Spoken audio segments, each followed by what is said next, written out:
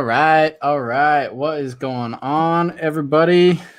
We are going to get started here in just a moment. All right. Make sure I don't get any feedback. Just pulling this up on my phone. I'm trying a new software program here. So I wanted to see if this is going to work. And wanted to make sure that we've got all of our ducks in a row here. So welcome, everybody. Doing a little live stream. Want to talk about where the real estate market is at tonight. If you are tuning in, make sure to drop a comment. I'd love to hear what your questions are, what your thoughts are about the Utah market, if you're thinking about moving here, and what questions you might have about everything going on. So what I want to talk about here today, I'm going to kind of talk about where the market's at, what you should expect if you're looking at purchasing in the market here today, and then also, talk a little bit about what is the market going to keep going up? Is it going to crash? What's going to happen with the market over the next 6 months, over the next year? What's going to happen as we go into the springtime? What does all of this look like? So I'm looking at some notes over here on my computer. Where the market's at right now, we're seeing a lot of demand with very limited inventory. Unfortunately, right now, the inventory levels are very low, and this is causing demand to increase even higher. It's kind of like demand is going up this way, and then inventory has dropped significantly because we're now in the winter months of February, right now.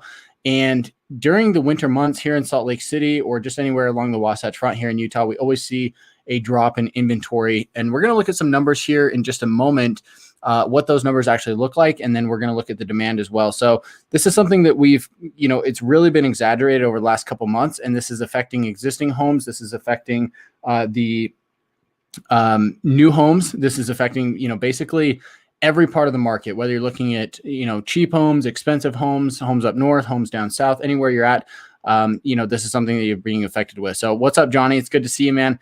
I hope you're loving your house still. We need to catch up. Let's jump on the phone sometime.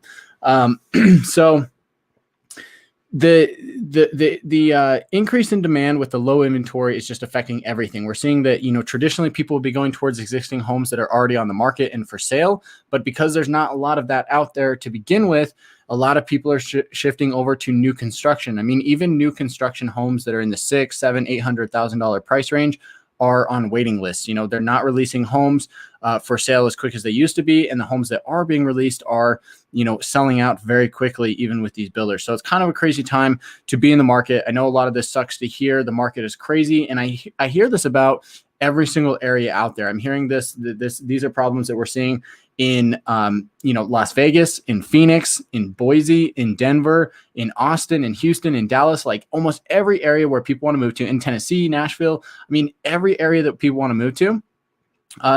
It's kind of crazy out there. Like the market is just insane right now. And a lot of this is being driven by people trying to get out of their city, the city that they're living in. I'm talking to a lot of people from California. Perhaps some of you watching here tonight are from California as well. Beth, that's fantastic news that you're thinking about building a home here in Utah. There's definitely a lot of great places to build a home at.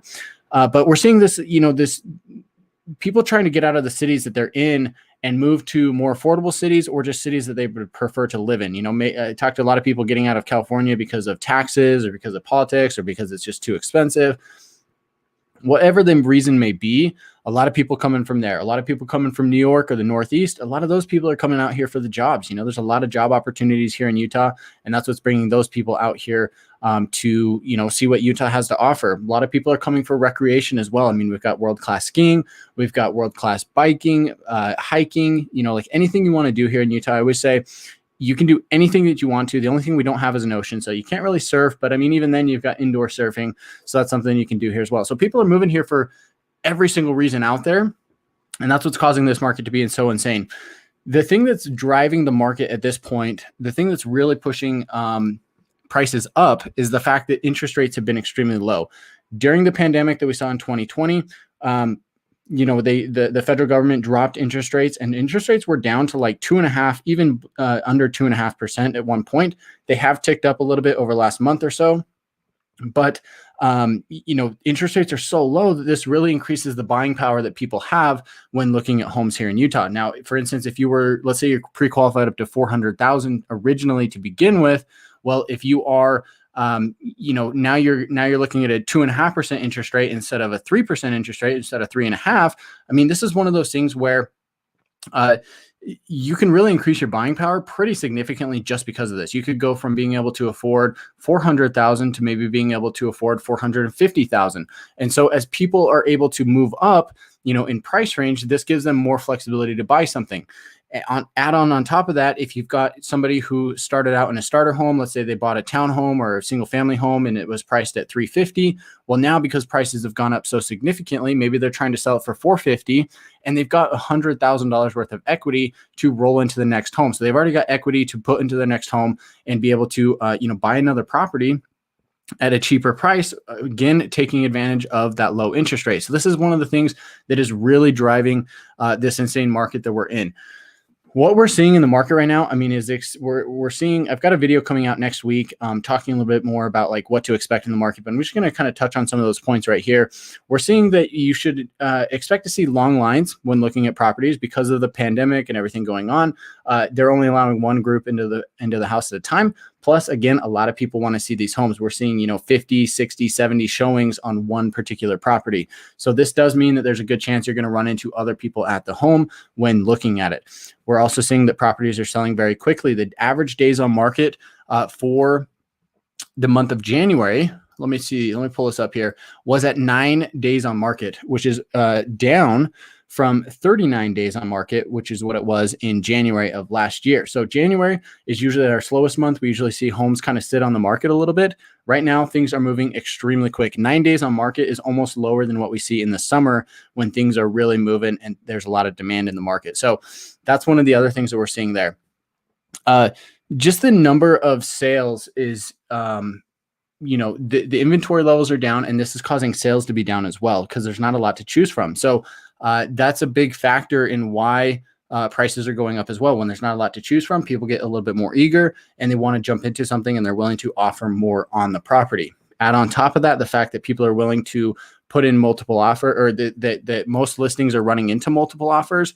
Now you've got people in a situation where you have to offer above the asking price in order to get it. Oftentimes we're waiving contingencies. Oftentimes we are, getting rid of financing contingencies or inspection contingencies. Oftentimes we're paying, we're agreeing to pay above the appraised price if it comes in lower than the purchase price. So all of these things are, concerns with the market, and it's kind of the reality, right? And it's tough because if you're moving here because you're coming for work or you're coming to be with family or coming for whatever the reason may be, if you're looking at purchasing a home, it really is, you're kind of faced with just like jumping in because that's all that you can do, right? You just basically have to jump into the market. You have to make something happen today because in my own opinion, I don't really see this like getting a whole lot better anytime soon. People ask, oh, the market has to crash. This is unsustainable. What's going to happen? And I do think that it is unsustainable. It's not going to last forever. But as the market continues to go up, I think that when that crash or that pullback does come at some point, it's not going to be as drastic as a lot of people think. In my own opinion, I'm not the economist. I'm not this super smart guy. I'm just a real estate agent here in Utah. But in my own opinion, the only way that we're going to see a crash or a pullback is if the interest rates rise fairly significantly and reduce a lot of the demand that's in the market. If interest rates go from the roughly, high 2%, maybe low 3% that they're at right now, if they tick up and they hit, let's say 3.5% or maybe even 4%, I think that's going to slow down the market significantly because now people are able to afford, they're not able to afford as much as they were, let's say a month ago. And so going from being able to afford a $400,000 home, if interest rates go up to 4%, now they might only be able to afford $350,000. And so this is really going to slow down the market. And this is what's going to, stop the number of mortgage applications that are going out and stop the number of people that are actually in the market looking to purchase a home. So that's the only thing, in my own opinion, at least the biggest thing that I would say that I would see causing a slowdown or like a crash in the real estate market is if rates tick up significantly. Now, again, I'm not the economist, but I don't see that happening anytime soon with the state of the economy, with unemployment, with just everything going on. I don't see us getting to a point where interest rates are going to tick up significantly, anytime soon. I do think they'll go up, but I don't think they're going to go up to 3.5% or 4% in 2021. I think it'll be at least 2022 before that happens, and we're going to have to see, how significant that is. So, in my own opinion, that's kind of what we're looking at. Unfortunately, the market that we're in right now, I think it's just going to continue. I want to bring over. I want to show you guys this image here on my screen. Let me see if I can do this here. Like I said, we're using a new software here, so I hope this works. All right, cool. Okay, so this is, let me pull this up. So this is a statistic here. I'm going to enlarge this so everybody can see it a little bit better.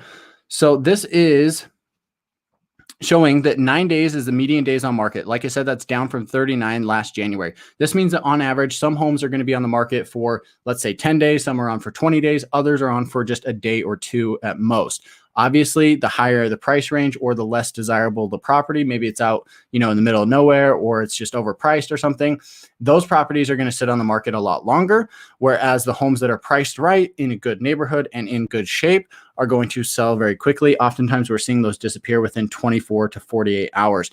Johnny, by the way, here, I see your question, so I'll get to that in just a minute here. I might have answered that already, actually, but looking at the graph here, there was 2,800 homes sold, and this is for January 2021. This is put out by the UtahRealEstate.com, which is our MLS system, which is down 5% from last January, where we're at 2,039, and multifamily is up 9.8% from last January. Yeah, if you're looking at multifamily, you're looking at investing, there's like basically nothing out there. It's kind of crazy. Because everything's kind of dried up, things have gotten expensive and nobody wants to sell because the investors who own these properties are just holding on to them for the long term. So that's what's going on with multifamily. Guys, thank you for joining. If you're just joining us, make sure to like the video stream here. It helps me out the YouTube algorithm. I really appreciate it. And don't forget to subscribe to the channel if you haven't already done so. The median sold price, let's take a look at this because this is very important information, just showing how quickly the market is rising. Median sold price for all homes across all markets is at $380,000, which is up from $325,000 from last January. That's a massive increase. What is that? That's over $55,000 in just 1 year. So if you bought a home last year at $325,000, there's a very good chance it's worth $380,000 here today. Residential inventory, the number of active listings is at 2,383. Active in 2020, this time of year, was at 6,811. So inventory is less than, inventory was 3 times as much last year than it is right now. The number of under contract and backup homes or listings is at just under 7,000 compared to 5,500, give or take, compared to 2020. So the number of homes that are going under contract and going into backup position is up significantly as well. So this is another thing to kind of keep in mind here. Things are just moving so quickly. Days on market is down, prices are up, and this is kind of what we're looking at. So before we jump into the market stats here, I want to answer a couple questions. Andre says, is there any area that you think is undervalued or that people are overlooking for the hotter parts of town? Man, that's a good question. I think when you ask that question, you're kind of looking, in my opinion, another way of putting that is like, what are the areas that are going to see the most growth over the long term?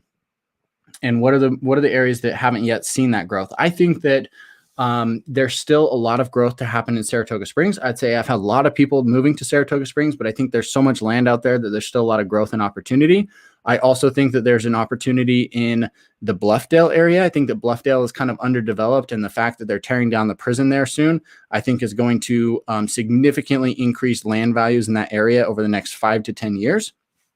So that would be another area that I would consider as, somewhat undervalued. It's still expensive, but I think there's a bigger opportunity there.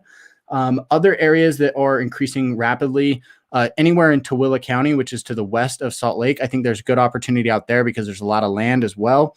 Again, prices are going up significantly there, but you can still get pretty good bang for your buck if you're looking out there. So those are the first areas that kind of come to mind as far as like being undervalued or having an opportunity to really see some good exposure and, some good growth long term. So I hope that answers your question.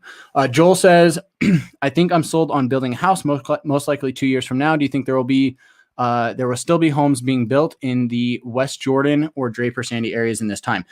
Yes, definitely. West Jordan, there's going to be a ton of homes that are being built out there. If you look at West Jordan, as you drive along anywhere around Bacchus Highway or Mountain View Corridor, there's a ton of land out there, and a lot of it is going to be developed into residential single-family homes. So there's going to be a lot of homes being built out in West Jordan. You can still get a pretty good home. I don't know what it'll be like in 2 years, but as of right now, new construction, you're probably looking like 500,000 to 600,000 out there in West Jordan. Of course, it could be more, that's for single family home, right? If you're looking at a townhome, it's going to be a little bit cheaper, but they do also have nicer homes that can be 700,000 or 800,000 out there in West Jordan too. Cool thing about West Jordan, when you get out that far west, you can get amazing views of the city and the Wasatch Mountains. So it's actually a really good place to be. There is a lot of demand out there. My brother and his wife actually live out there. And so when we go out there every time, I'm like, man, you get some great views out here. It's not a terrible place to live. We've also got a tune in from California. So welcome. All right. So let me jump back over here. I'm going to show you guys some stats for any of you guys that are into the numbers and kind of want to see how things are moving. Let's take a look at this. So this is the search criteria is for Davis, Salt Lake, and Utah counties. These are the three most populous and main counties here along the Wasatch Front, and we're looking at just single-family homes. So I want to show you this data to kind of show you how the market has moved over the last couple of months and just comparing to the last couple of years. So over on this left-hand column, we're going to look down here at February 1st. February 2021, this information is not going to be 100% accurate because we're still in the middle of the month. So some of this information is going to skew up or down as we continue on. But as of right now, it should be fairly accurate for us to look at. The count here is the number of homes that have sold. Of course, volume is the dollar amount of the homes that have sold. Median OL $ means median original list price. And then median sold $ is median sold price. This thing right here, this is the important one to look at, median sold to original list price. This is the number, this is the percentage of what homes are selling for based on where they were originally listed at. So right now you can see that we're sitting at 103%. So basically what this means is that if we have a home that is listed, I'm just gonna pull up my calculator here. If we have a home that's listed at 500,000 and it's selling at 103%, we're going to times it by 1.03. On average, that $500,000 home is selling for $515,000. And that's on average, right? Some homes are going to sell for, let's say, $505. Some might sell for $495, but some might sell for $550, right? So it just depends on the individual home, but on average, or I should say on the median, the average, the sold price to original listing price is going to be 103%. If we look back a little bit here, January 2021, it was 102%. December 2020, it was 101%. It's been 101% since October. So this is kind of showing you how the prices are moving over the last couple of months. If we go back here, I want to look at this last column too. Median CDOM stands for cumulative days on market. So as of right now, we're sitting at 5 days on market here in February. So you can just see how quickly the market is moving. In January, we're at 7, December 7, November 8, October 7. I mean, we've been single digits here since July. The summer months, this is kind of crazy to think about. The summer months were slower than what we're seeing right here in the winter. And that is extremely abnormal. If we come back here to 2019, this is a good year because it didn't, there was no pandemic or anything like that happening. Median sales to original list price was at 97%. So homes that were listed at that were listed at $359,900, we're selling on average for $349,900. So about $10,000 off here in this number. And the cumulative days on market was 42. So you can see here that the days on market decreases as we go into into the summer months, because this is when the market is getting busier. People are getting, the weather's warming up, kids are getting out of school, families are getting ready to move because it's not snowing anymore. So you can see that days on market drops pretty significantly here going into the summer. But even in the summer of 2019, days on market was still double digits here. So the fact that we're here in single digits for 2020, the end of 2020 and this winter of 2021 is just, man, guys, I don't even know what to say. Like, it's kind of crazy. It's kind of crazy to see these numbers. Let me see if I can do this and make this any bigger. Sorry, I can't. There we go. That might work a little bit better. So you can still see me talking here. this days on market, I mean, it's just insane, guys. Like, I don't know what to say. Like, it's just crazy that we're seeing this, amount of volume. The number of homes that are selling is pretty normal. Volume is, of course, going up because prices are going up. The last thing I want to point out here is that in January 2021, we had, which is the last full month of data, we had the original list price of 427 with sales price of 438 for the median. This sales price here, 438, coming back up here and comparing to the year before that, we're at 376,000. So if you bought a home in January 2020 and then you went to sell it in January 2021, last month, you'd have over $50,000 worth of equity. That's almost $63,000 worth of equity. So prices have jumped up significantly. This is causing issues with appraisals. Obviously people are able to still afford it at a fairly reasonable monthly payment because interest rates have dropped. So the payments haven't gone up as much, but the actual overall price that you're paying for the home is going up.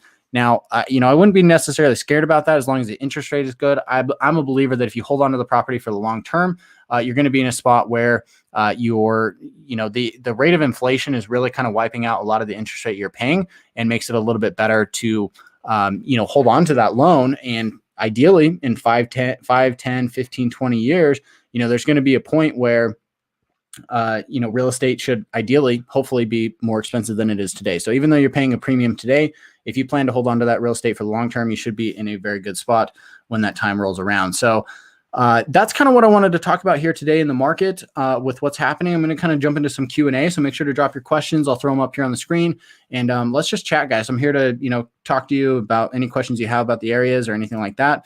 And let's just jump into it. So Andrew says, I'm a contractor for Holmes Homes. They're building a ton in West Jordan. Yes, that's true. I know Garbett is building out there. I know Ivory has a couple of subdivisions out there. I've always loved West Jordan. I've worked a ton in West Jordan for the last 6 years. West Jordan's a great area. I think it's underrated. Honestly, kind of going back to that question of like undervalued, I would say that West Jordan has a lot of potential because it's further north. So I would say that a lot of locals want to be in like South Jordan or Harriman or Bluffdale. I would actually argue that West Jordan's probably a little bit better in terms of location. If you're on that west side, right? There are parts of West Jordan that are a little bit older, but if you're in that new area of West Jordan, which is further on the west side, that's going to be better. Let me just pull up a map here and just kind of show you guys what I'm talking about because I think that'll be helpful. I think this could be potentially be one of the undervalued areas because it's going to be closer to the actual city. So let's pull this up here. So this is Mountain View Corridor, this road right here. Anything east of this is all going to be like old West Jordan. Even this area here is going to be, a lot of older homes. But as we get out here to the west side, this is all going to be new homes out here. So let's pull up the satellite view. Maybe this will help a little bit. So this is all West Jordan. Like I said, Garbett's building here, Ivory, Holmes's. This is Bacchus Highway, this road right here. So this is kind of like a trucking highway from the mine that's out here. So that's what, most of the use of the highway is for. But all of this land, I mean, this is all going to be developed at some point so that you can see there's a lot of land here that's yet to be developed. This is the place that, could see a lot of growth. And the reason why I think it's a great area to be is because you've got the airport up here. You've got downtown up here. You've got a lot of businesses here in this Glendale area, especially for like manufacturing and shipping. So you're actually closer. I mean, you can jump onto Mountain View Corridor. This is going to be extended all the way up here to Interstate 201 or Highway 201, which is 21st South. This interstate right here, you can see that it kind of stops right here. It's just like dirt, but they're actually continuing construction on this at the moment. So this is going to come all the way up and hook in here on 21st South. So once that's finished, that's going to really increase the accessibility for traffic in that area there. So yeah, love West Jordan. Let's jump back over here. Ryan, we've seen a huge run up Utah wide, but especially in certain areas, it seems. Where do you see up and coming appreciation pockets? Yeah, so we just kind of been talking about that. I actually do think West Jordan is a great place to be. Like I said earlier, Bluffdale is great, which is down here. Sorry, I turned off the map. Let me pull this back up. So Bluffdale's down here. I think this is another great area. The reason why I love this area so much is because you've got the prison right here. This is all prison space or prison land, and this is going to be torn down. This is going to be torn down in about, I think it's like 2 or 3 years, maybe. They're going to tear this down, and this is going to be a big development. They're going to have everything there. They're going to have houses. They're going to have commercial stuff. They're going to have buildings, office buildings. They're going to have green space, stores. I mean, every type of building you can think of is going to be here in this development at some point. So I think there's going to be a lot of growth that comes into the area for that reason. So I really like that area. So Bluffdale's great. I think there's still growth to be had in Saratoga Springs. If you're looking further south, let's say you're looking at Utah County, I think down here, there's a lot of growth opportunities. I mean, look at this, like Spanish Fork is blowing up right now. But if you come out here to Palmyra, which is a place that like nobody's heard of, this is all basically farmland, you can tell. But look how close it is. I mean, it's still relatively close to everything that's over here, which would be like Provo, Orem, Springville. So there could be a lot of growth out here. If you're kind of looking for, small town feel, there's a good opportunity out there. All right. Beth is asking, is there any affordable land? Well, you might have to clarify that for me a little bit, because when it comes to land, if you're looking for a lot to build on, the land is always what increases in value first. That's kind of what drives the market, is the price of land. So if you're looking at like a lot to build on, it's relative to what the homes are costing, right? If you're looking for land that's out in, kind of the middle of nowhere, let's say you're like looking for land out in, I don't know, Little Moab or down here. I mean, the land that's out here is going to be much cheaper, right? And so this could be something where you're like, hey, let's go buy some land. If you're looking for some land to like build a cabin on, let's say that you want to come up here to the Wasatch National Forest, you can buy land up here, and in some of these canyons, and it could be relatively affordable. I mean, honestly, I'm surprised that I see the cost of land up in these areas. It's actually not too bad. So I hope that kind of helps, Beth. Joel says, thanks for what you do. You're welcome, man. I'm glad that it's helpful for you. Are there any high-rise style condos being planned in Daybreak area? Not that I know of. Daybreak is, the hard thing with like high density, high-rise type stuff is that nobody wants it in their backyard.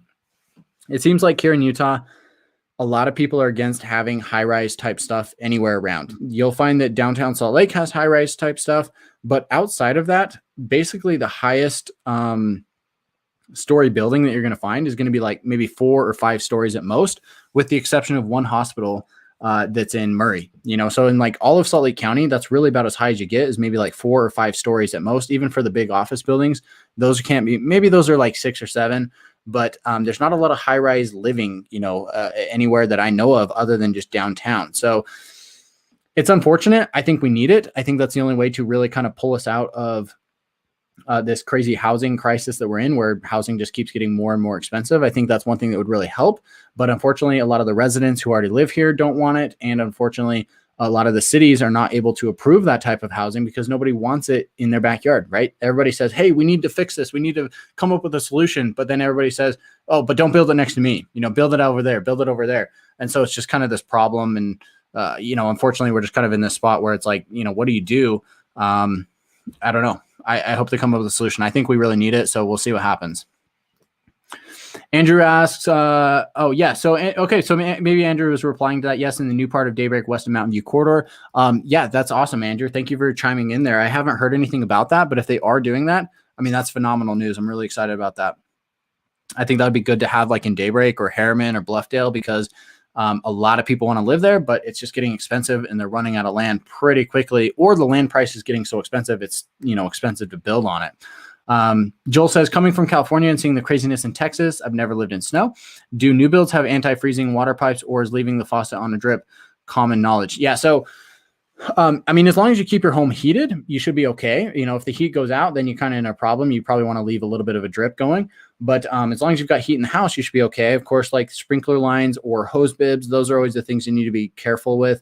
A lot of those do have anti-freezing, at least the hose bibs do have, anti-freezing technology, I guess you would, in them. But like sprinkler lines, you do have to drain those during the winter, or else they're going to freeze. So that is something that you need to know about. All right, let's see here. Princess Adora is asking, most affordable areas to buy new builds. Most affordable is probably going to be up north, so or further down south. So let's go down south here really quick. Let me pull up the map again. Coming down here, this is Utah Lake, kind of your main point here along the Wasatch Front. Payson or Santaquin, it's still going to, prices have gone up, just kind of across the board. Materials are going up, labor is going up. So a lot of these things are getting more expensive, but these are two areas that I would consider building in that are still going to be, relatively affordable. So I would consider that if you're looking down south. If you want to go up north, let's go up here on the map. Let me jump over to this map. This is going to be a little bit easier to look at, hopefully. So let me get rid of that. Coming up north, Syracuse has a lot of great homes that are being built out here along this western corridor. And I believe, they're going to extend this freeway out here and come out west with it as well to provide easier access. So Syracuse is going to be great. West Point's great. Hooper's great. So those are great options in Davis County. As you come up further north into Weber County, you're going to have to go pretty far up here into Pleasant View or Far West or Plain City. They'll have some cheaper housing, but again, it's kind of all relative to where you're going to live. All right. So Andrew's answering questions for me. He's like tag teaming me here. We're doing good. Yeah. So just remember to turn off your sprinkler before winter. Andres asks, how does North Salt Lake and South Ogden compare to South Salt Lake, Lehigh areas? Seems like I only hear about areas south of downtown. So I'm trying to make sure I understand your question completely. Let me leave that map up. So you're asking about North Salt Lake versus South Ogden. So, South Ogden is going to be right here, whereas North Salt Lake is quite a bit further south. So maybe you mean this area in between here, which would all be mostly considered Davis County. This is all kind of Davis County in here. Comparing that to Salt Lake and Lehigh, the biggest thing that I always kind of say is that down here in Lehigh, this surrounding area, or even just down here in the south end of Salt Lake County, a lot of this is like tech jobs. There's a lot of tech jobs, healthcare jobs. That's kind of the main driver up here is a lot of like white collar jobs. And as you come up north, I'd say a lot of the stuff that's up here is going to be like blue collar. There's a lot of manufacturing, a lot of shipping, a lot of the more blue collar type jobs because and a lot of military too, because you got Hill Air Force Base right here. So a lot of military people live in this area. And a lot of people who work in manufacturing or shipping or anything like that, because the reason why is that you've got, all of this manufacturing and shipping stuff here in Glendale. So all of this area that you see here, this is all like warehouses and stuff like that. You've got all this out here as well. And then, you've got this big section here in North Salt Lake as well. That's, manufacturing and shipping. So hopefully that kind of answers your question. If I had $800K, where would I go and buy a new home or existing build? Oh man, that's a tough question. I live in Sandy. I love Sandy. I think Sandy is a great option. You could buy a really nice home in Sandy. I would also consider Draper. If you want to be close to the mountains, if you want to be in a good, established, mature neighborhood, those are the two first ones that come to mind. I think, those are great options. If you want to be close to downtown, if you're, you kind of see yourself as more of a city person, I would look somewhere here in the Sugar House or even like Yale Park area. And the reason why is because you're very close to downtown. You're close to the University of Utah. You're close to Emigration Canyon, and you're close to I-80 if you want to go up to Park City or anything like that. So if you want to be close to the city, this is the area that I'd recommend in that price range. If you're looking for, the best bang for your buck, honestly, I'd say go out to like South Jordan or Harriman, which is out here, or even coming down into like Saratoga Springs or Lehigh. You can get an awesome home for $800,000 in those areas. All right, Beth asked, we are looking for a home that does not have a homeowners association on it. We are looking in the areas of Ogden, Jordan, I assume South Jordan or West Jordan. Where can I find you? So you can find my contact info in the description. It should be down there below where you can reach out to me, call me, text me, email, anything's fine. Email's preferred if you would, just because I'm so busy throughout the day. Oftentimes I have appointments or I'm on the phone with other people. So email's best to kind of reach out to me and get that conversation started, and then we can, go from there. But yeah, feel free to reach out to me anytime. I love it. I love when people reach out. I've helped people from all across the world move here. And I love, just doing this stuff. So, HOAs, thankfully, are not too common in the older parts of town. Depending on where you're looking, they are going to be more common in Saratoga Springs or Lehigh, Highland, Alpine. A lot of these newer areas, you're going to find more HOAs. But if you come out here to, anywhere in Salt Lake, a lot of these older neighborhoods where you'll find older homes are not going to have HOAs. So it will really just kind of depend. It's a little bit hard to tell you, this city won't have them or this city will. It's just going to depend a little bit. And, that's one of the specifics we'd have to figure out. All right, so coming down here, let's talk a little bit more about So Kate says, neighborhoods with good school districts, especially elementary, moving from Texas. Nice. I'm surprised to hear that. I've helped a lot of people move from Texas, actually. Just helped a couple buy a house kind of downtown area from Texas. So that's really cool. Kate, to answer your question about best neighborhoods. So pulling up the map here again, Draper, Bluffdale, Riverton, and Harriman. This is all going to be part of the Canyon School District. And then Jordan School District is going to be just here to the north. So let me see if I can do this.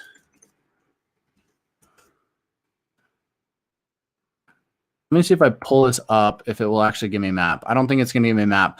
But what I want to do is I just basically want to kind of point that out. So Canyon School, if you're looking at Salt Lake County, Canyon School District is very good. Canyons is probably the highest in Salt Lake County for public schools. Jordan is going to be right behind that. That's going to cover everything, kind of in this northern area. If you're looking specifically for schools, I would, definitely stay south of kind of this line here. Some parts of West Jordan or some parts of Cottonwood Heights are going to be pretty decent, but anything south of here is going to be where you want to be. Coming down here into Utah County, everything here is going to be Alpine School District. So in this northern part, and Alpine ranks, last time I checked, it was ranked number 5 in the state. And the only school district that ranked higher were in smaller towns or smaller areas, kind of like where Park City's at. Park City has really a good school district because there's a lot of money up there. So if you're looking in anywhere along the Wasatch Front, this is going to be your best bet. Highland, Alpine, Lehigh, Saratoga Springs, or Eagle Mountain is all part of the Alpine school district. And unfortunately, it is a very big school district. So it's kind of, I think it was like 76,000 students in the entire district. So obviously a lot of students there, but the schools are very good. I've heard the elementary schools are some of the best there. So yeah, just something to kind of keep in mind there, depending on where you're living. The schools that are up north, if you're looking up here, I mean, they're just kind of, they're so-so. Davis County, Davis School District, which is going to be up here, is pretty decent. It's not the best, but it's not the worst either. It's definitely better than, what you're going to find here, like kind of downtown Salt Lake. So just keep that in mind. All right, moving on to the next question. Are you finding deals for house hacking or rental properties? This is awesome. I love this question. So if you guys aren't familiar with what house hacking is basically where you buy a home and you essentially, you just get roommates, right? It could be roommates where you rent out the rooms in your house. It could be renting out the basement. Maybe if your home has a basement apartment, it could be that. Or it could even be buying a duplex or a multifamily home where you live in one unit and then rent out the rest. This is considered the term of house hacking. So it is getting more difficult to find deals in this market, especially for multifamily, duplexes, triplexes, fourplexes. They're getting very competitive. It's been really tough to find properties that are out there. I would say the numbers still make sense because you're getting into a property for a much cheaper price than you would, your overall living expense is going to be much lower than if you're just buying a home for yourself. So even if you have to spend 400,000 instead of 350, it's still going to be worth it because you're going to be able to rent out rooms or rent out a part of the house that you wouldn't have otherwise and be able to cut your mortgage payment down significantly. So there are still deals out there. I'm advising people to, mostly look at stuff that has like a basement apartment or consider getting roommates if you're in a position where that's feasible. I think that's probably the best bet right now in this market is look for something like that. If you do want a house hack, because that's where the numbers still make sense and you can get into a really nice home in a great neighborhood. So that's a really great option. I've done that numerous times in numerous different houses. As far as rental properties go, yes, rental properties are out there. The numbers are getting kind of slim on them. What I'm seeing a lot of people do right now is look for rental properties that are in that have low rents, and then they go in, they remodel the place and then raise the rents. And that's what makes the numbers work. So if you just buy something that's already remodeled, it's a good cash park, but it's not going to be a great cash on cash return in most cases. 99% of the time you're paying top dollar for that property. But if you can find something where rents are a little bit low, maybe the property needs a little bit of work, or it's in a really good area where rents are going to increase, then that's kind of the better market for rental properties. By the way, guys, I love working in the investing side of real estate here in Utah. I'm a real estate investor myself. I own rental properties. So if you're looking at investing in the real estate market, any price range, let me know. I do, single family home rentals. I do multifamily rentals. So I love working in that market as well. That is something I cover. Moving on to the next question is it still a good time to buy? Yeah, it's super competitive right now. I mean, look, I don't want to be the guy that's just like, oh, I'm a real estate agent. So yeah, buy, or sell, right? I'm not just in this looking for a deal. Like I just said, I'm a real estate investor myself, and I'm extremely bullish on the market. Even if I wasn't selling real estate, I'd still be looking at purchasing real estate so long as the numbers make sense. When I look at real estate, not only is it a place for you to live with your family, but it's also a place for you to invest and grow your wealth, right? I mean, that's kind of a big part of why you care about the prices in the first place, is because you hope the prices are worth more at some point in the future. So is it a good time to buy? I think with interest rates being so low, yes, it is, because if you really look at the numbers of how interest rates are affected by like inflation, the price that you're able to lock in on an interest rate right now is going to be basically wiped out by the inflation that we see in the next 3 years, 5 years, 10 years, 20 years. So as long as you hold on to that mortgage, there's a good chance that the money that you make in the future that's inflation adjusted is going to be you're easily going to be able to pay off the property, with that new money compared to what you're earning today. So it's kind of a complicated topic, but I think that's one of the biggest factors. Over the long term, real estate prices should go up. This is the same reason why you could buy a beachfront property in California 50 years ago, and it was, $100,000, but now it's $3 million. So I'm not saying that we're not going to have pullbacks or anything in the market, or we're not going to see a crash, but I do think that over the long term, as long as you are never in a position where you have to sell, I'm a big believer in real estate. So I hope that helps. Johnny, he's a really good agent. Yeah, I did help Johnny. They moved all the way here from California back in October, remodeling their home. Johnny, appreciate your support. I'm glad. Thank you for the kind words, man. Really appreciate it. Kate says very helpful. Thank you. Thank you, Beth. Looking forward to hearing from you. Can't wait to hear from you when you reach out.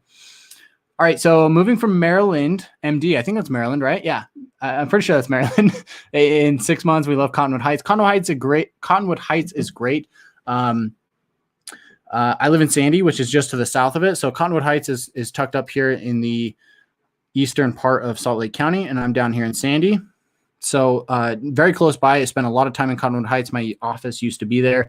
I'm in a new office now, which I'm going to be doing a tour on that. So if you guys are interested in my office situation, maybe nobody's interested, but it's a cool little space. So I'm going to be doing a tour about that here pretty soon. Should we rent first until we can find a house that we like?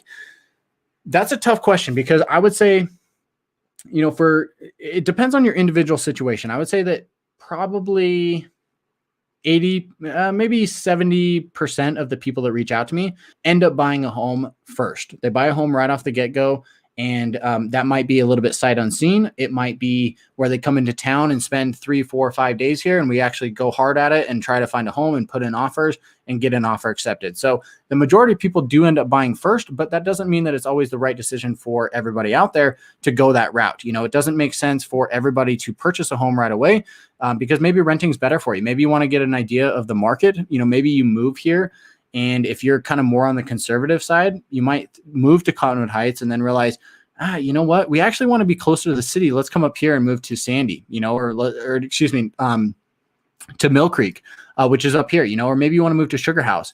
So if you might decide something like that. So I don't know if it's the right choice for everybody, but I would say that the majority of people do end up buying because, kind of going back to that same thing. It's like, hey, you want to get into a home sooner than later. And so that's the important thing that I think most people are looking for, is like, get into a home now, because again, in my own opinion, I know it sucks to hear, but I think prices will only continue increasing. And that goes for almost every single area across the board. So the way that I look at it is like, if it's feasible and it's something you're considering, I would say put buying as your first priority. If buying doesn't work out, then keep renting as a backup option for you. So I hope that helps. Let me know if you have any other, further questions about that. Great info. Thanks for doing this. You bet. Moving from Spokane, Washington. I know some guys from Spokane. I've heard it's a beautiful area. Kate is asking, any areas in Summit County, 800K to 1 million. Yeah. So this is the area that I would recommend. Let's jump up here to Park City, because I don't talk about Park City a lot, but I do want to start doing more, videos about Park City here. So Summit Park and Jeremy Ranch, this area is probably the first area I'd recommend for that price range. It's a little bit outside of the Park City area, but I would say most people would still consider, most locals would kind of still consider this to be the Park City area. So this area, this canyon here, I-80, also called Parley's Canyon, is a very steep canyon. It's not a fun canyon to drive up when it's snowing or anything like that, but At the top of it here, you've got Summit Park, and then you've also got Jeremy Ranch. So this whole area, there are homes in there that can be 800 to a million. It could be 2,500 square feet, maybe 3,000, maybe upwards of 4,000 square feet in this area. So something to consider there. Coming over here, Red Hawk Ranch, Silver Summit, Glen Wild. I mean, a lot of these are like country clubs, or excuse me, like resorts. So this is where you're going to find very high-end resorts and houses. You're going to find houses that could be anywhere from 1.5 to 5 million, or maybe even 10 million. So it's going to be a little bit more expensive over here. So just keep that in mind. As you come over here into Kibble Junction, there's a lot of development going on here. And as you come down in here into Park City, Main Street, this is where Park City Ski Resort is at. And then, of course, Deer Valley over here. It does get more expensive over here. So, yeah, I mean, to answer your question, Kate, the first areas that I would recommend is Summit Park right here. And then also, over here in Park City in this area, there could be some good options as well for, Summit County. So I hope that helps. Hey, what's going on, guys? These are my good friends from Grand Junction. If you're looking to move into Grand Junction, you got to reach out to these guys here on the screen that just posted this comment. They're good friends of mine. Jumping back to Joel's comment, I've been looking at Symphony Homes builds. Personally love them and the style we're looking at. We'll be doing walkthrough videos of different new builds. Yeah, that's a great question, man. I am hoping to do walkthrough videos. The hard thing has been I've asked a number of different builders, like, hey, can I come do a walkthrough on your property? And a number of them have said, hey, we're selling so quick that, we can't really do that. And it's been kind of difficult to like get in and do tours. So I've done a couple, but I do want to do more, especially going into the summer months when it gets warmer. It's been cold and snowing here for the last little bit. So I haven't gotten out and done as many videos outside just because of that. But definitely as we go into the spring and into the summer, we're going to be doing a lot more tours. And I'm going to be trying to do more tours on new builds, kind of covering every price range, different locations, and, different home builders as well. So hopefully, you can stick around and look for those when they do come up. Andrew, our home inventory in Salt Lake seems super low right now. Do you think it will continue to be like this for a while, or will listings tick up a lot in come spring? So let me jump back over here because yes, inventory is down. If we look at January of 2021, we had 1,300 homes sell. Whereas if we go back to January of 2020, it was almost 1,347. So the number of homes that are selling is almost the same, but inventory and what's available on the market is down pretty significantly. If I can, let me see if I've got that screenshot still pulled up here. Give me 1 second. Let me pull this up here. Okay, so this is what I wanted to show you guys. Right here, residential inventory. So the number of active listings is at 2,383, whereas the number of active listings in 2020 was at 6,811. So 3 times as many listings in the winter of last year. So this is the crazy market that we're in right now. Yes, Andrew, the listing inventory is down significantly. I do expect it to come up in the spring. If I go back to this map here, you can see that the number of sales, which of course indicates how many listings are available, does come up as we go into the summer months. So February, we're at 1,590. March was 1,850. It did drop here in April. It usually doesn't, but that's because that's right when the pandemic hit and everything shut down. But April, we're usually around like 2,000, give or take. Let's see what 2019 was. Yeah, so 2,100. May of 2020 was at 2,100 basically. June was 2,700. July 2,800. And then through the summer and into the fall months, inventory does go up higher than what we normally see. So if we look back at like 2019, where it's a normal year, listings sold in January is roughly 1,300 compared to a summer high of roughly 2,600. So there's roughly double the amount of listings available on the market at that time. As a first-time home buyer with a smaller budget, is it even worth it? Should I just rent for a while longer? That's a tough thing, man. It's one of those things you got to get in. You got to get started somewhere. You have to jump into the market at some point because if you don't, I can't tell you. I've been doing this for 6.5 years. I've talked to so many people who just say, oh, I'm going to wait for a crash. I'm going to wait for things to come down. I'm going to wait for it to get cheaper. And oftentimes I see these people trying to save up money or wait for a crash to happen. And it just hasn't. I'm not saying that it's not going to happen in 6 months or a year or something like that, but I think it's just going to continue to go up. For me personally, I feel 95%, 99% confident it's going to continue to go up for at least the next 12 months. So your 300,000, if interest rates tick up or homes get more expensive, I mean, that could easily turn into maybe only qualify for 200,000 or 280, maybe the budget goes down or something. So that can be one of the tough things about it is you kind of just have to like jump in at some point and just get started, get into a property. Hopefully that $300,000 property becomes 350, maybe it goes up to 400. Maybe, you qualify for a little bit more on the next home and you've got some equity that you can move into it. I think that's really what you'd be kind of looking for at this point, to move some money into that. So, is it even worth it? Yeah. I mean, that'd be what I would say. I'd say that, look, you can continue renting. I'm not going to say that renting is not a, great option or it's, it's a terrible option or anything. But if you're looking to buy, I would say jump in sooner than later because, for rent, you're just going to continue throwing money away. So unless you need that flexibility or, you just want to, you can rent for significantly less, then, that's really the only reason I would say that you should continue renting. Hey, this is awesome. Joel, thank you for the support. If you guys are just tuning in, make sure to like me here on this stream. Helps me out the YouTube algorithm. I really appreciate the support. Subscribe to the channel if you haven't already done so. I release videos and do live streams like this, talking about everything you need to know about what it's like to work, eat, sleep, live, and play here along the Wasatch Front and in Utah. And I've got some big surprises coming for you over the next couple months. We're going to be expanding, covering more areas, and we've got some big news. So make sure to stay tuned if you're looking at making a move here. Reach out to me. My information's in the description below. I'd love to hear from you. I've had people from all across the world. Literally, I was with a guy from Dubai last week. I was talking to actually a couple that lives in Dubai currently over Zoom last week as well. So I've had people from literally halfway across the world, reach out to me, and I hope that you would do the same. So get in touch with me if you're thinking about making a move here. My information is down in the description below. I love hearing from people and where they're moving from, and then also drop a comment here. We're just doing some live Q&A here, so hopefully people can jump on and let me know what your questions are. Hopefully we're still live here. I'm getting a Wi-Fi notification. Let's see. Yeah, we should be good. Let me know if the connection's going in and out. Hopefully Wi-Fi should be coming back and we should be good. Yeah, Joel, I really appreciate it. Phil, still watching and love Salt Lake City so far. I'll be buying next year. Hope you'll be my realtor. Phil, I'd love to be. Reach out to me. Let's chat, and let's make it happen when the time is right. Andy says, thanks for the info.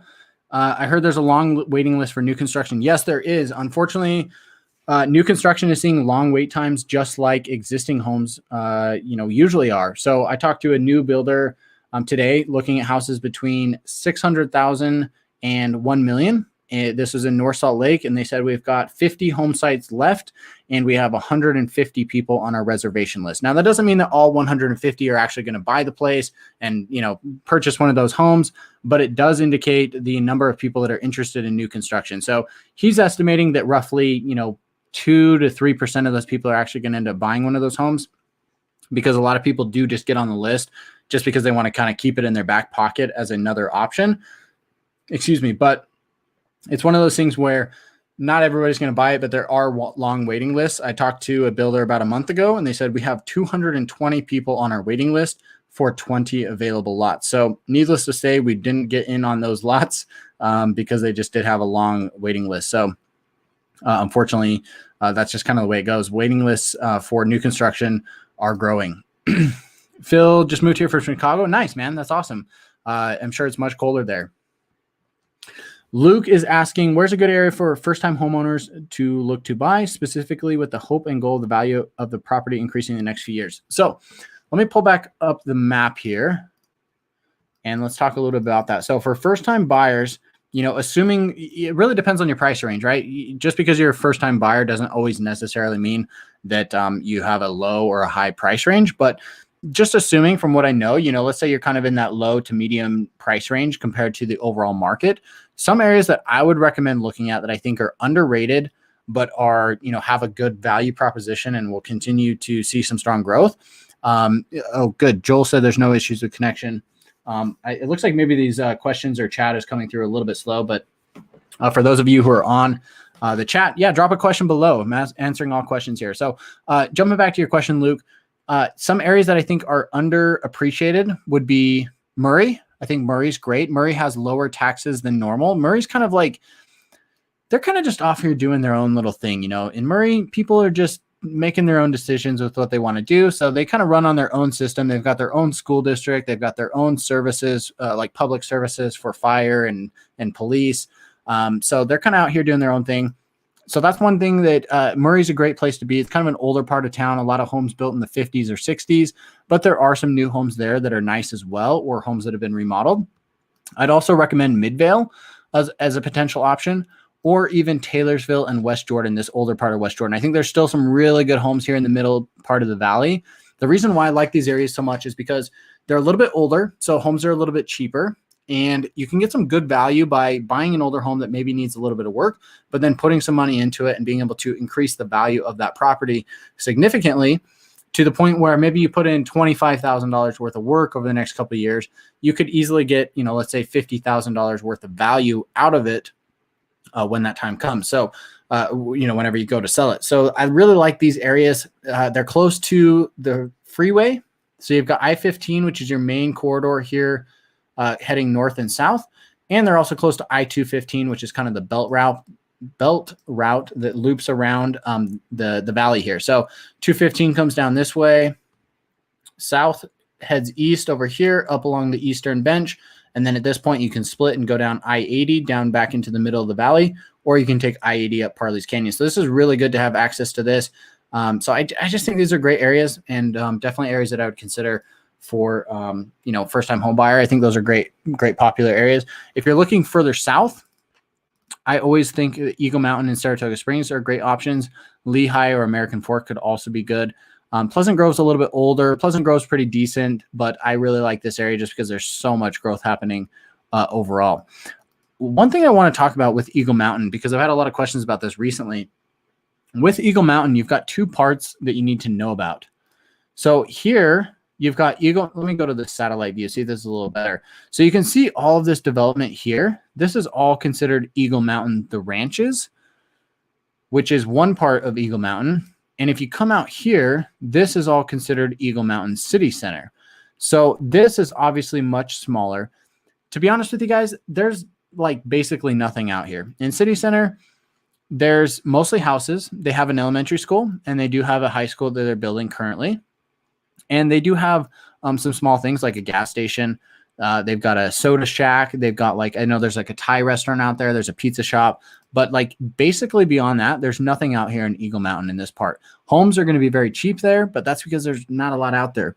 To get from this part of Eagle Mountain over here to Eagle Mountain, the ranches, or even over here into Saratoga Springs, it's going to be about a 20-minute drive, give or take. So because this, you can't really tell on the map here, but this is actually a mountain range. So you have to kind of go all the way around to get over here into Saratoga Springs, or even up into this part of Saratoga where your recreation is, or your grocery stores, or things like that. So just keep that in mind. If you're looking at Eagle Mountain, make sure you're kind of aware that the ranches is definitely the more desirable place.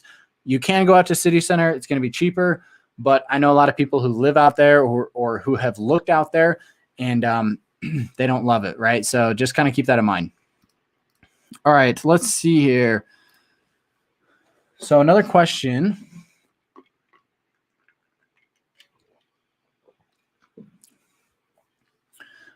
So asking about pocket listings or listings that don't make it onto the market. That's interesting that Dallas has, kind of prevented that. That's really interesting to hear. I know that this is very common in the luxury market because there's oftentimes a lot of sellers who would say, hey, I'd love to sell my property, but I don't want to put it out there on the open market. So they kind of say, hey, I think my home's worth $2 million.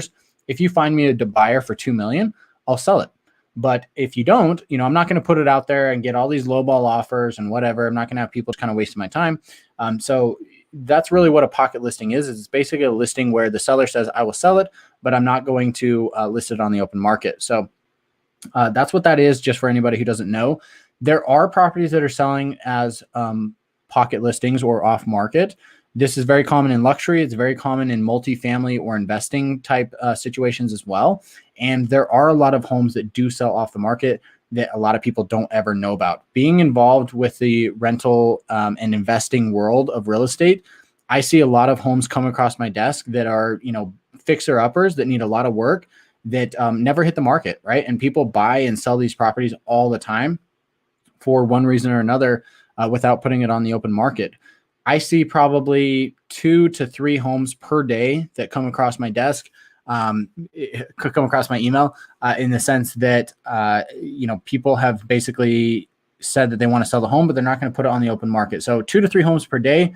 These are just the homes that I know about. There's a lot of homes that trade hands that I don't know about. Maybe somebody finds it and they say, hey, I've got the seller who wants to sell it. And they call up their friend who they know is a buyer, and that buyer is going to buy the property. So that is something that does happen. It is very common. It's very difficult to get into. Oftentimes the properties need a lot of work, and oftentimes they sell very quickly and they sell for cash. Usually these homes are selling at a discount, and that's why they're off market, or that's why they need so much work. That's why they're selling at a discount, is because they do need so much work. So that does happen. Pocket listings are out there. They are pretty difficult to get into for the general market. Usually these are very cheap homes or very expensive homes, or it's more on the listing side of things on the investment side of things, where it might be like multifamily properties where they don't want to disturb the tenants who are living there. And so these properties move offhand in that sense. So I hope that answers your question. All right. So I think I'm all caught up on comments here. Just had one come through. Andrew, have you ever knocked on a stranger's door and asked if they want to sell their home? Yes, I have. I have asked people that. I've knocked on their door and said, hey, we've got somebody who loves your home. Do you want to sell it? And no, usually they say no, because they're like, why is this weird guy knocking on my door asking me if somebody can, buy my house? So I have done that before. It does work. I know people who have done this before and they've had success with it. So it does happen. It does work, but it is difficult, right? It's kind of just like hoping you get lucky and hoping that you find somebody who is thinking about selling their property anyway. But yeah, I've done this for investors. I've got an investor who owns some property downtown and would love to pick up one or two of the homes beside it. And so he said, he basically asked me, hey, will you go knock on these guys' doors and see if they want to sell? And I've done it. And, unfortunately at the time they said no. So that's just kind of the way it goes. But definitely something I've done. I want to show you guys something on the map here. Let me go back over here. Hopefully that's zoomed in enough. So if we come back over here, the thing that I want to point out is that I get questions about this all the time. People are looking to move here and they want to be close to the mountains. And these are the parts that you really want to be aware of. They are going to be more expensive, but they are the more desirable areas for a certain reason. This whole area, this whole area up here is going to be Sugar House. And this is an older part of town. It's a very hip, walkable, modern part of town. Or I shouldn't say modern, but this is the place to be. If you're like hip and trendy, a lot of people looking in Sugar House area. As you come down south, the homes get a little bit newer over time. This is East Mill Creek, and up here you've got Olympus Cove, which is tucked in here just below Mount Olympus. So this is a very popular hike. You can see the trail here. It's a very difficult hike. You have to be in really good shape to do that and not be, totally gassed. But it's a really fun hike. Absolutely beautiful when you get to the top of it. Look at this picture. Yeah, so that's the view from the top of Mount Olympus. Let me see if I can scroll around. No, I can't. So this is what it looks like from the top, looking down into downtown. The University of Utah is up here. So this is actually really cool. I just getting sidetracked here, but yeah, this is a mountain here. So most popular mountain peak here along the Wasatch Front. Let me get back to the map. So you've got Olympus Cove up here. Really nice homes up there. A lot of mid-century modern type homes. Coming into Holiday. Holiday is a very exclusive part of town. This is a part of town where you'll find a lot of homes between like 600,000 and 1 million. And then you're also going to find a lot of homes. This is where you're going to find like your luxury homes, like ultra luxury. I'm talking, somewhere between, $3, $4, $5, $10 million here in this area of Holiday. So Holiday is very exclusive and a great place to be. And then you've got Cottonwood Heights. Again, Cottonwood Heights is awesome because you're close to the freeway. You're close to Big Cottonwood Canyon right here. You're close to Little Cottonwood Canyon, which is down here.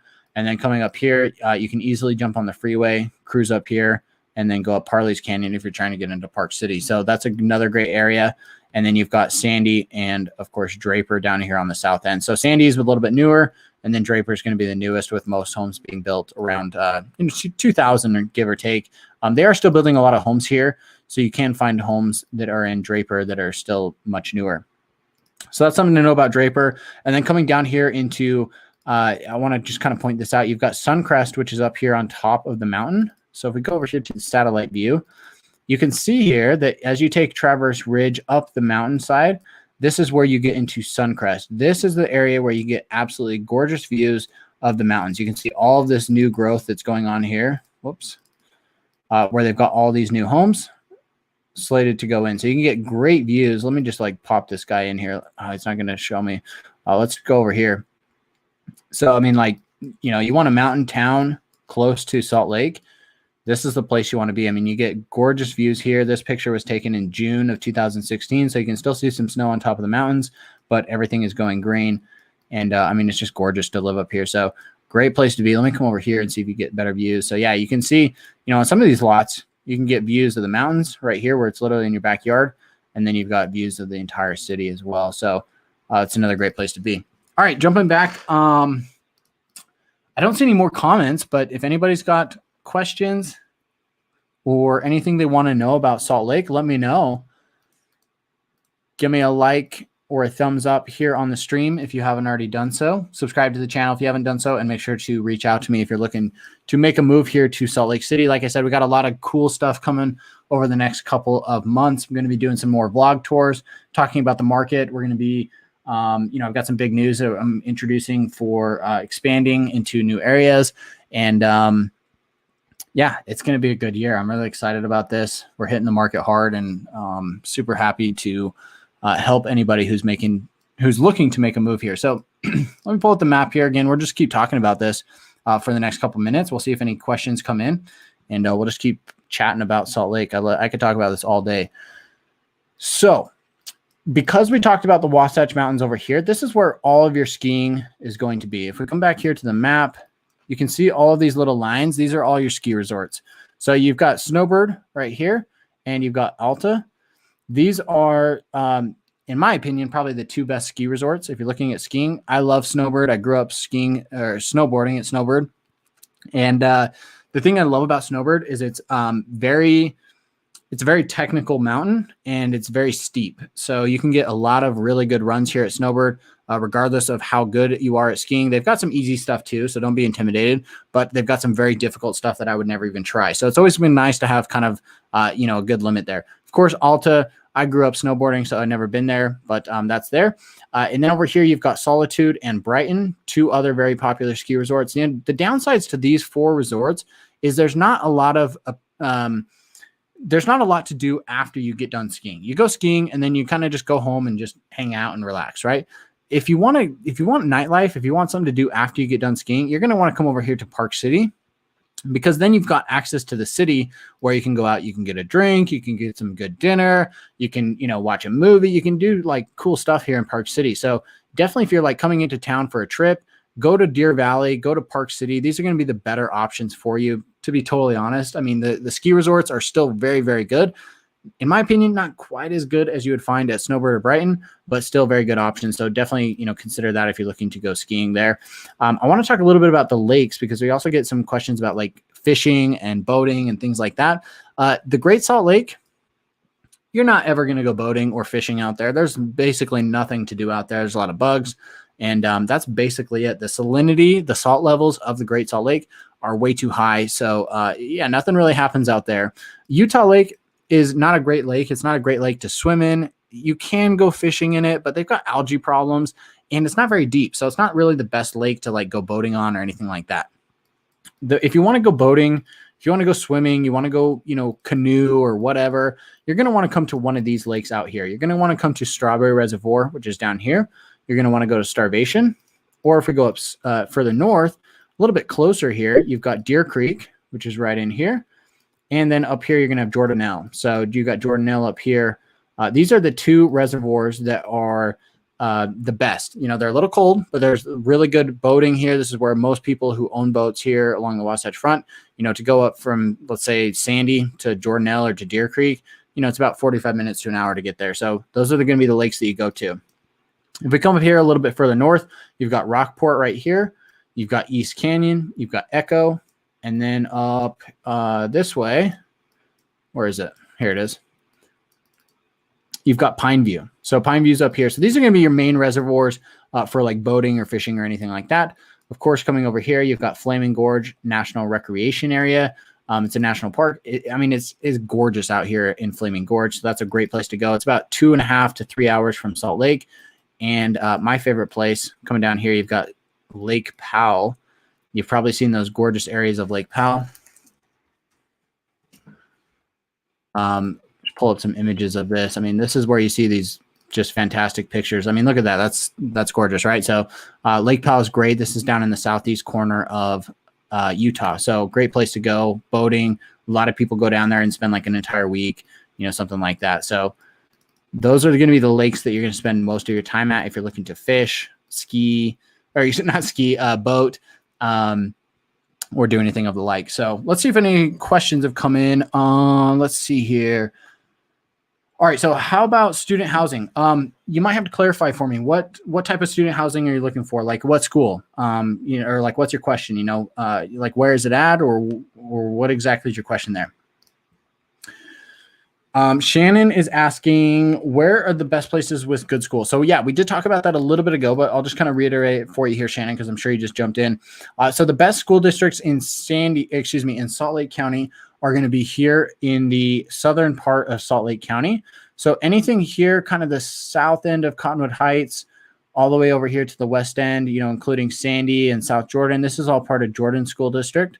And then down below that, in the southern part, you've got Canyon School District. So Canyons is the best in Salt Lake County, and then Jordan is right after it. So if you're looking for best schools, and that's the main factor that you're looking for, you definitely want to end up here in the south end of Salt Lake County. If you want like a close second, then you're going to be looking at like Sandy, possibly Cottonwood Heights, South Jordan, those types of areas. If you want the best schools overall, if you're looking in Utah County, you're going to come down here to Lehigh, Saratoga Springs, Eagle Mountain, Highland, or Alpine. This whole area is part of Alpine School District, which is one of the largest school districts in the area, but it's also the highest ranked for the Wasatch Front. So there are some other school districts that do rank slightly higher, but they're a little bit further out. It's mostly like in the small towns where there's not a lot of kids or anything. So as far as like for the major metro areas, this is definitely the best school district area. I expect that they'll probably split it up at some point. 76,000 students is quite high. So I do expect them to split that up at some point. But yeah, that's a big area there. So those are going to be the two areas for Salt Lake County and Utah County that I'd recommend. Coming up here north, if you're looking at schools up north, I would recommend Davis County, which is going to cover mostly this area here for Kaysville, Layton, Farmington a little bit. This is going to be the best area for schools up there as part of Davis School District. All right. So regarding the U of U. So yeah. So if you're moving here for graduate school, I'm assuming you probably don't want to live in the dorms. So anything kind of right here surrounding the University of Utah is probably not going to be too desirable for you. But if you're looking for grad housing, a lot of people do end up living either close here to downtown. They'll live here in the avenues or somewhere here in Sugar House. I would say that most people probably prefer the Sugar House or Foothill area. This is all considered Foothill right here. The reason being is that because you're a little bit further away from kind of the university atmosphere. So it's a little bit more friendly for grad students who tend to be a little bit more mature, not necessarily into the parties or anything like that. So that's something that I'd recommend is coming down here to Sugar House or somewhere here along the Foothill area. That's probably the area that I'd recommend looking at first. All right. So hopefully that answers your question. Let me know if you have any further questions about that. Andrew, excuse me. Thanks for tuning in, Andrew. Appreciate you being here. All right. So is Salt Lake City good for real estate investing? Yes, I think it is. We talked about this a little bit ago. I really like Salt Lake City for real estate investing. I'm a real estate investor myself here in the market. If you asked me 2 years ago or 3 years ago, I would say that Salt Lake was more so a cash flow market, but then it really turned into an appreciation type market where things got so expensive that the cash flow numbers didn't really make sense. But I would say that now in 2020 and 2021, the market is really in a spot where you can find cash flow, but also appreciation. So it really depends on what type of property you're looking for. It really depends on what numbers you're looking for. If you're looking for a cap rate, or you're looking for cash flow, or you're looking for just strictly a cash park. When you look at the appreciation numbers, if I come back here, I got to log in here. Look at this incredible appreciation that we've had. just in the last little bit. So looking at January 2020, this number right here, this one right here, this is the median sold price. So your average home in Salt Lake County or Utah County or Davis County, which is what our criteria here is, would have sold for $376,000 just a year ago. If you held on to that home and tried to sell it now, it'd be worth $438,000. So that's what is that? That's like a 60. Let's see if I can do some math in my head. $63,000 gain in just 1 year. So, I mean, a $63,000 return on your money in 1 year is pretty dang good, especially because you probably could have bought that house for, 10, 15, 20% down. So the returns for appreciation are very significant. Cash flow is going up because rents are going up. When the house prices go up, unfortunately, rent prices will also follow. And so rents are getting more expensive, but this is how investors are able to make money in today's market. They're paying more for the property, but then rents are going up. And of course, they're hoping a little bit that the property will be worth more at some point in the future. So just something to kind of keep in mind there. Hopefully that answers your question. Let me know if you have more specific questions or anything like that. Hey, what's up, Steve from Fresno? Checking in. You're not the only Californian here on the video, so I appreciate you checking in. Make sure to give me a thumbs up here on the video, guys. Subscribe to the channel if you haven't already done so, and reach out to me if you're thinking about making a move here. My information is in the description below. Shoot me an email. That's the best way to get a hold of me, just because I'm so busy throughout the day. A text or call works too, but I might not be able to get to it right away, just because I'm tied up in appointments and different types of meetings and stuff. So make sure to get in touch with me if you're making a move here. So Steve, let's see what you have to say. I'm a nurse with 18 years experience and my wife is an elementary school teacher. Awesome. Thank you guys both for your service. Can blue collar workers make it in Provo, Lehigh area, or is everything going up because of the tech jobs? Yeah. So unfortunately, the tech jobs are driving a large part of that market there, but I would also say that the healthcare is driving a lot of it as well. There are a lot of healthcare jobs in the area overall. And of course, with all of these people moving in, there's a lot of kids moving in as well, because most tech workers are kind of in that 30, I'd say like, maybe 25 to 45 age range. And so there's a lot of kids in there. And so there is a huge demand for school teachers as well. Prices are going up, but I do know that there's an opportunity for you to still get into a home and hopefully have it be affordable compared to, I don't know how prices are in Fresno, but hopefully it's more affordable for you guys. I know there's demand for jobs, so you definitely be okay there. It's really just more so making sense of the housing, and seeing if that will work for you. So I hope that kind of answers your question there, Steve.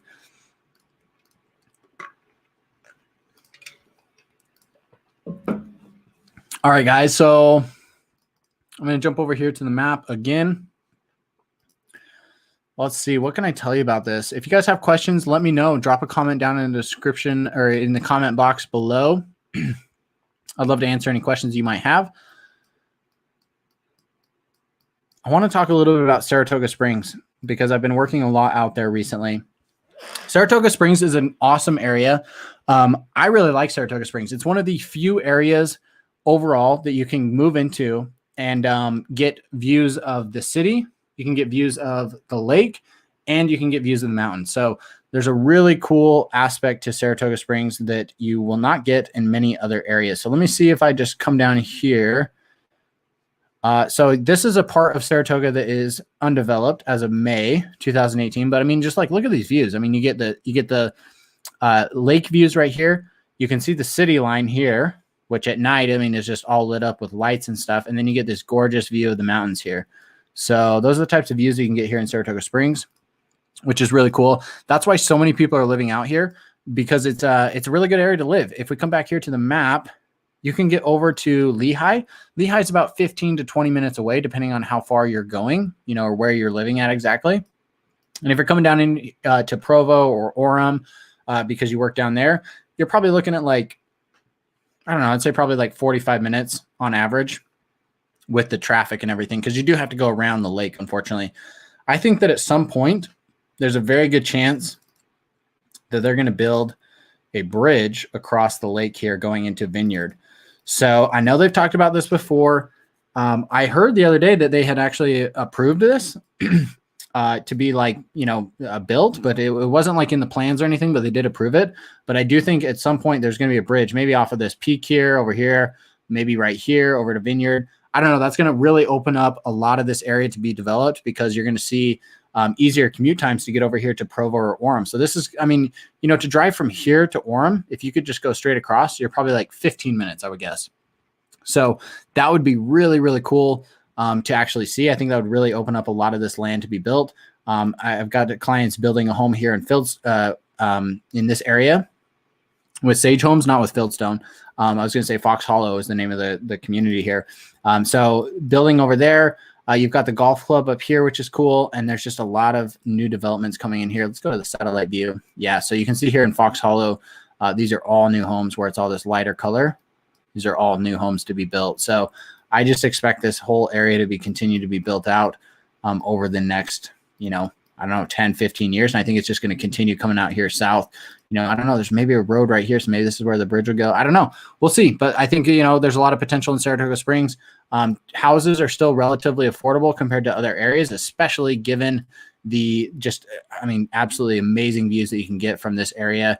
It's pretty phenomenal. Let me come down here and see if we can get views.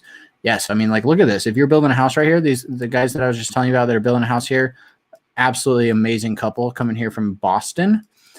These are the types of views they're going to get out of their backyard. I mean, like, imagine your house being right here and you just get views of the lake, you get views of the city, you get views of the mountain, just absolutely gorgeous. So really cool there.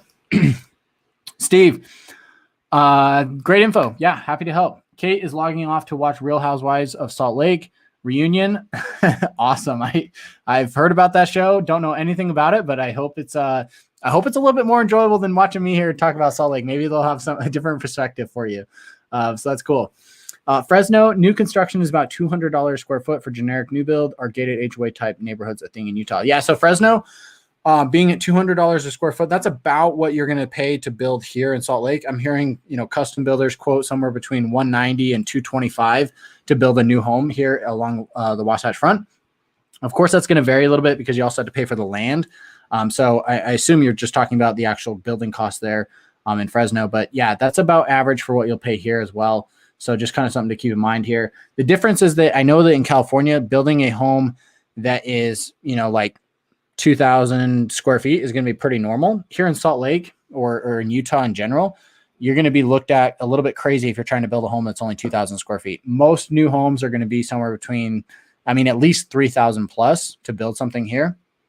So, I mean, you know, big homes are just a thing here. We've got a lot of kids here. And so building a big home is just a common thing to do. So, you know, and that's including the basement. The basement is typically going to be unfinished. That's a very common thing here in Utah. It's kind of the common standard for new construction to have a basement that's unfinished, but that square footage is still included in the actual square footage for the overall house. So to answer your second question, are gated HOA type neighborhoods a thing in Utah? Yeah. So we do have a lot of HOA neighborhoods, but those are going to be in the newer areas. So Saratoga Springs, there's a lot of HOAs, typically because it's just, you know, that's the best way to keep the neighborhoods clean. It's the best way to keep them safe. And just make sure you don't have neighbors that are like painting their house pink or parking on the lawn or stuff like that, right? So you will find more HOAs in these newer areas like Saratoga Springs or Eagle Mountain or even into Lehigh. The only thing is, though, not a lot of them are gated. There's very few gated communities. You're going to find most of those up here, kind of like Draper, Sandy, Cottonwood Heights, Holiday. This is more so where the gated communities will be with HOAs. You know, of course, if it's gated, there's almost always an HOA. But yeah, out here in the newer areas, there's not going to be a lot of gated areas, but there are going to be a lot of HOAs. So hopefully that helps. 8-day road trip in late March. That's awesome. Trying to convince the wife.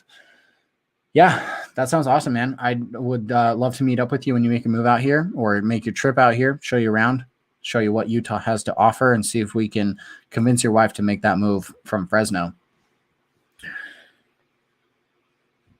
All right, we've got a question. I'm still young, but what's some advice to look into moving to Utah because I eventually want to move there?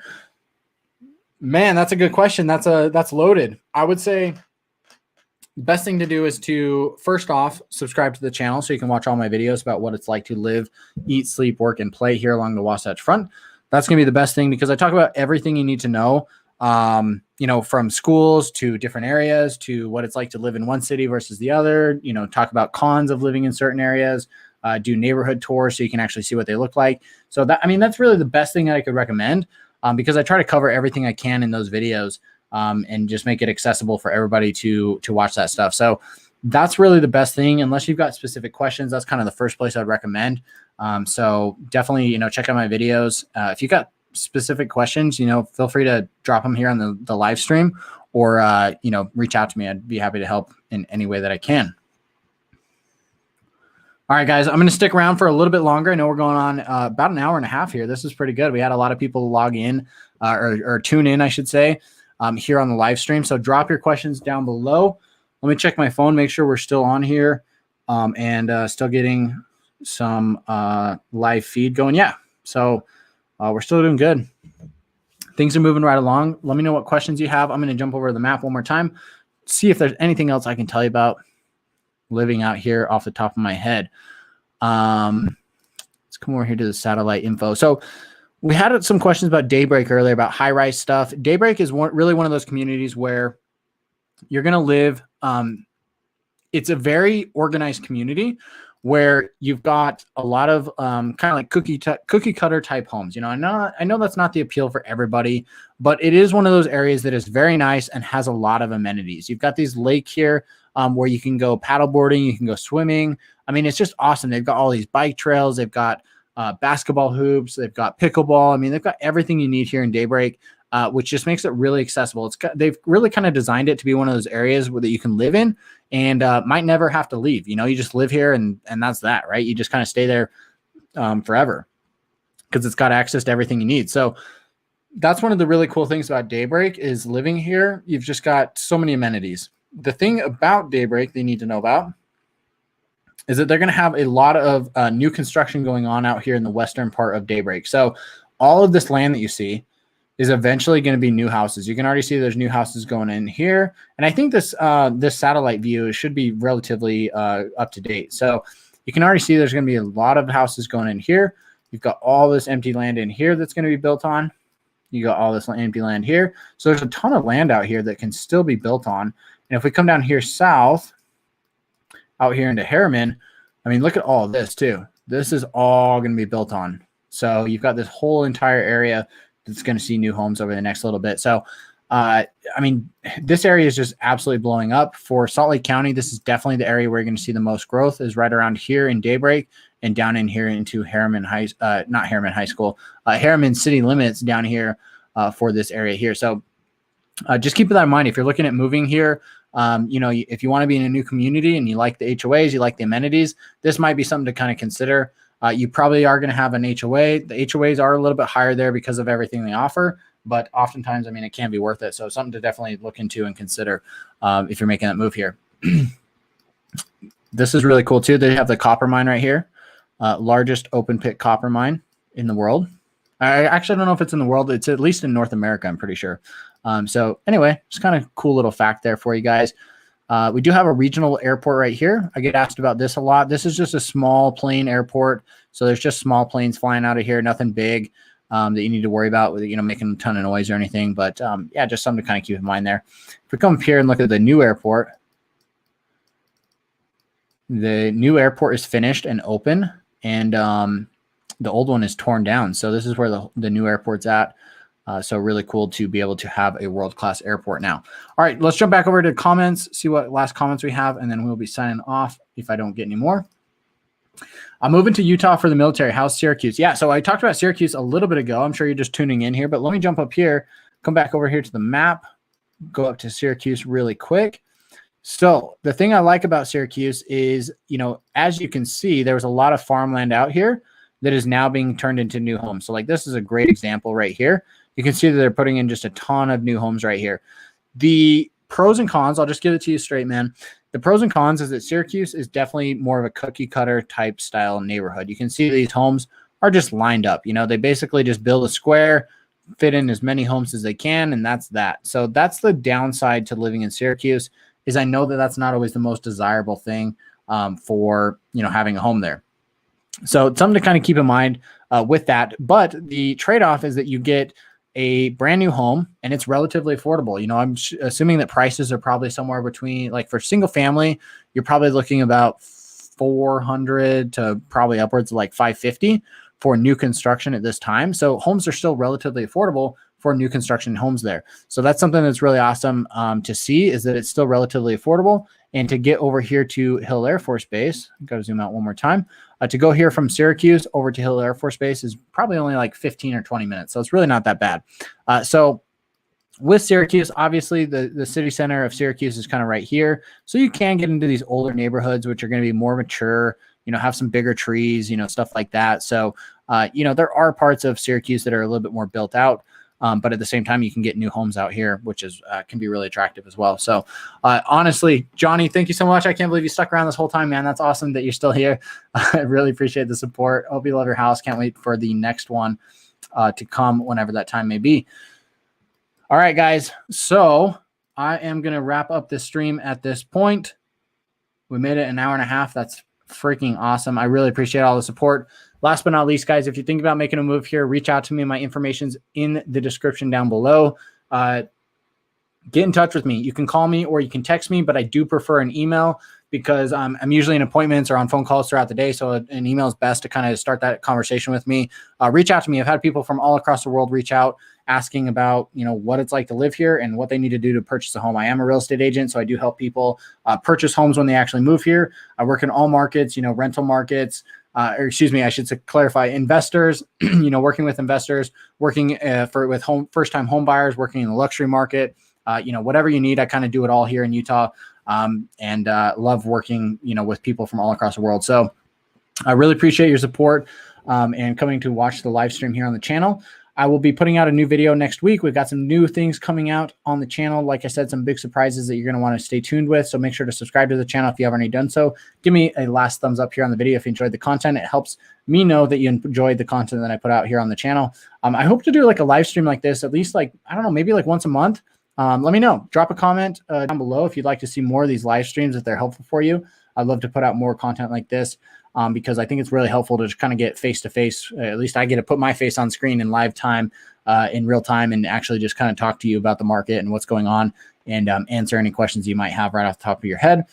So with all that being said, guys, thank you so much. For now, I will see you next time. Oh, hey, I got one last question that just came in. I'm just going to answer this real quick. I just saw it pop up. Big fan, reaching out to you soon. Awesome. I love that. Thinking of moving to Santaquin or Payson. It'd be awesome if you compare the two. Thanks so much. Let me cover that real quick just because you're on here. Let me come down here. All right, so Payson versus Santaquin. So Payson is going to be an older part of town. Let me jump back over here to this map. So Payson is a part of town that was like, you know, kind of traditionally like a small town feel. So that's what a lot of Payson is, but it is blowing up and seeing a lot of new construction as well. So most of the town is situated here on the southeast corner of the freeway. So a lot of Payson is going to be older, but there are some areas down here off of Main Street that are newer. So Payson's really cool. If you come down into Santaquin, it is going to be mostly like older homes. Or very new homes. So Santaquin was very much traditionally like a farmer's type town or a very small town. But now, because it's still relatively cheap, a lot of people are saying, hey, I'm going to build a new home out here in Santaquin, and I don't mind the drive into Provo or Orem or Spanish Fork up here. You know, it's probably about a 20-minute drive on the freeway. We don't get a ton of traffic, so it's pretty easy to get from this area, either Santaquin or Payson, into the Provo Orem area. So that is just something to kind of keep in mind. That's why people are moving down here, is because it's easy to jump on the freeway and then just shoot up. I mean, from Santaquin into Provo, I think it's probably only like, I don't know, 15. No, it's not 15 minutes. It's probably about 25 minutes, I would say. So just kind of something to keep in mind there. But yeah, really affordable. It still has the smaller town feel. They're growing very quickly. So just something to keep in mind there. But yeah, some great homes. I've sold a couple of homes in Santaquin and in Payson as well. So definitely great areas to be in. All right, guys, with all that said, I will catch you guys in the next video. Thanks. Bye-bye.